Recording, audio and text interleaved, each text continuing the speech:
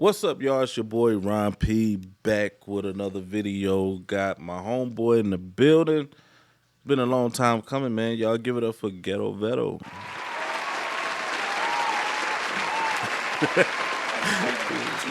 Too kind. Yeah, what's going on, bro? Shit, man. How you doing, man?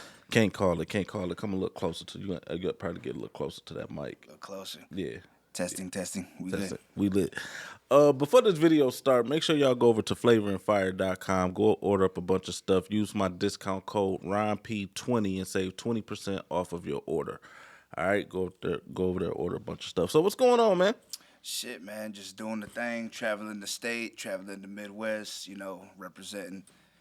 Everything's going good so far, though. Meeting new people. Everybody. Just good energy, good vibes all over, man. We got there's so much music, so much potential in Michigan, and we just tapping in on it, and it's just so much, man. I'm gonna love this year. 2025 is gonna be crazy. This is gonna be a good year for you. Yeah. Why is this gonna be a good year for you, man? Well, I came back. It's been 10 years since I've been rap. I stopped at 2012, came back 2022. Everything was different. So getting used to it, and it's different in a great way. So I got used to it. 2023, started learning the book, all that. 2024 is where I really started branching out. But this year is where I'm booking myself and really traveling for real. I would just go around the surrounding cities, but now I'm going to Detroit, Grand Rapids, Holland, Pontiac. I'm going all over. And then I'm going to start going to Ohio more.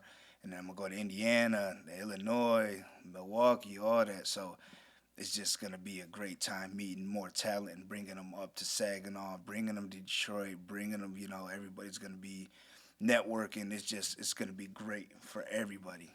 For sure. So, for the average person who don't know, we sitting there talking about music and you got all these things lined up, but somebody who watching this, they don't know who you are, Vedo. So we need to start back. Let's pull it back a little bit. Let's update these folks. How old were you when you first started making music?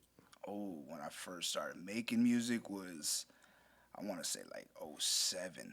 This was when Gucci was first coming out, before he even did shit with Jeezy and that So Icy joint. Mm-hmm. So we heard about him, and we're like, man, we could do this shit too. It's fire, we got beats, and it was just starting. Social media was just starting, with what's it called, MySpace and shit. MySpace. So I'm like, man, you know what? I've already been writing, but then it's homeboy got a laptop, and then we just started bullshitting, and then next thing you know, it's people was like, man, you guys are really actually pretty fucking good.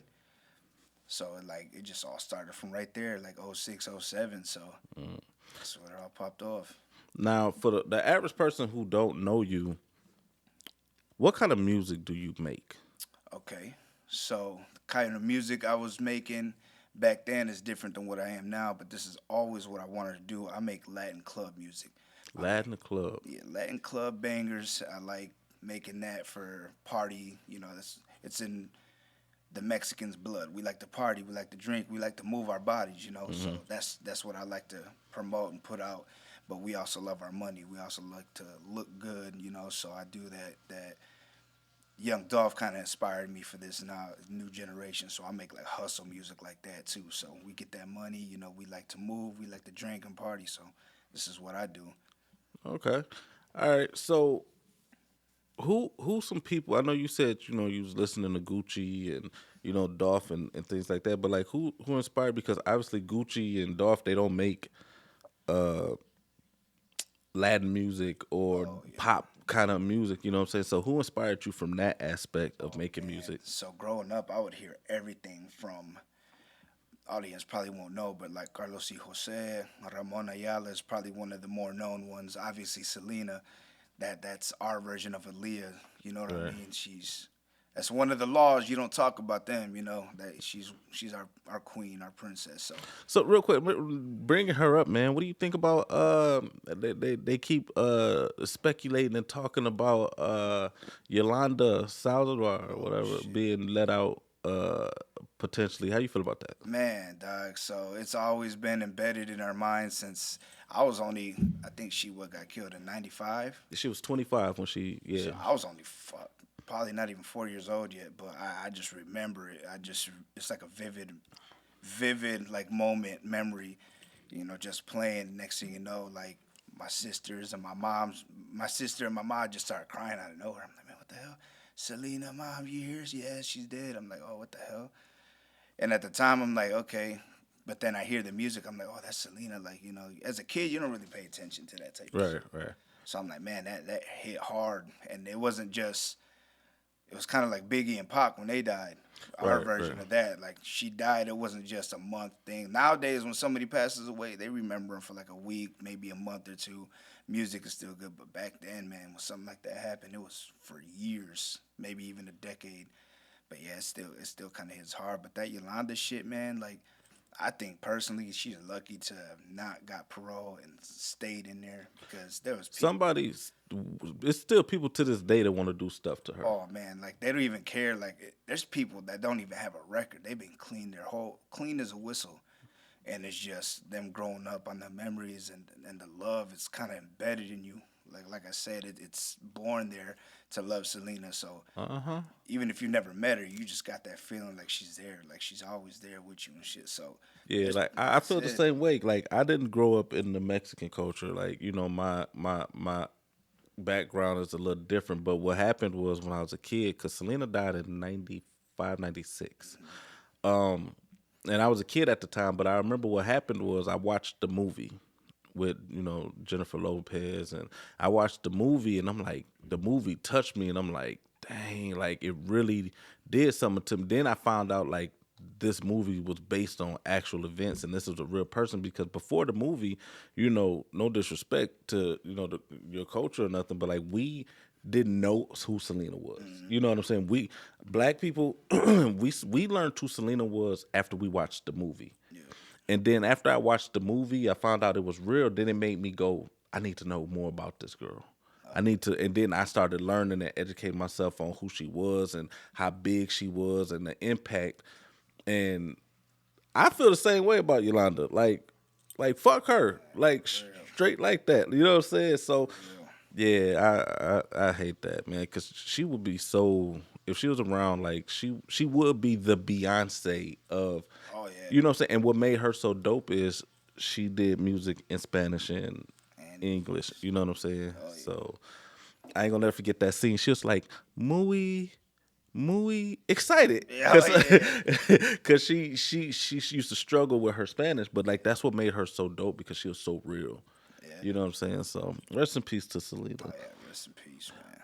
So with you do music in English and Spanish Yeah, as well. How important is that to entwine both of the two in your music?